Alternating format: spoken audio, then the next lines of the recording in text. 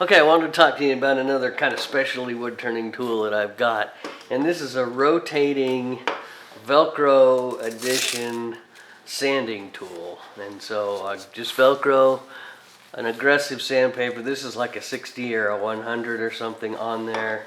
I can also change the angle of the head based on how I want to use it.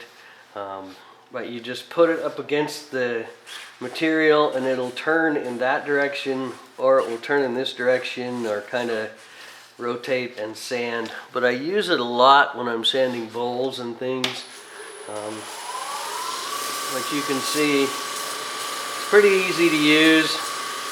It goes as fast or as slow as you want based on how much you angle it. And because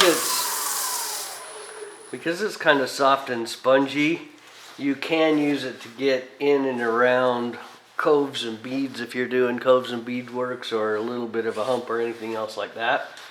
Once again, inexpensive little sanding device that really kind of helps.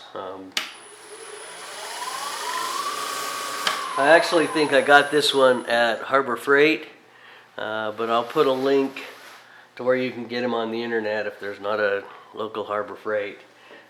But once again, a quick way to do sanding, something that works good for me.